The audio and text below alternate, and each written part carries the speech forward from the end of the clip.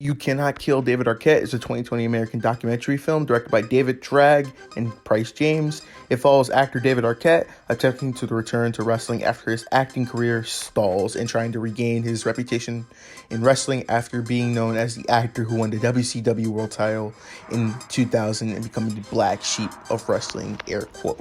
So this review is for all the wrestling fans out there. I strongly recommend you give this documentary a watch.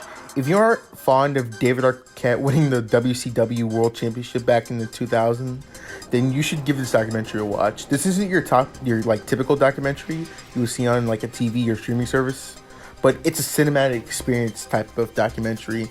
It has the elements of the spectacle that makes the world of professional wrestling so alluring and unique to the common audience, and it is a mixture into the overall journey we're on with Arquette.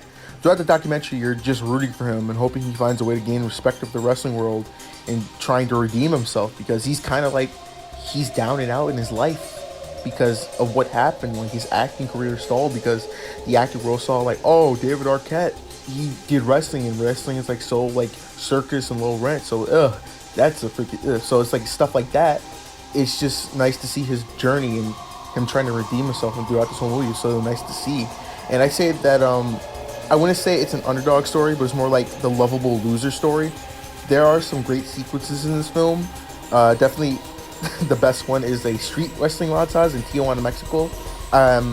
And I feel like it's the turning point in the documentary that has the viewer locked in and getting ready for the thrill ride of David Arquette's wrestling journey. But I will say it is hard to watch it sometimes, especially near the end, because if you do remember, there was news that he competed in a death match and he had to go to the hospital. And they show that in very real graphic detail. And I will say that's a graphic warning content for everyone right there. So overall, You Cannot Kill David Arquette is a fun and entertaining documentary. Even if you're not a wrestling fan or a fan of David Arquette, you should give this a watch. You'll be thoroughly entertained and sometimes emotional while watching this. I'm going to give You Cannot Kill David Arquette a 7.5 out of 10.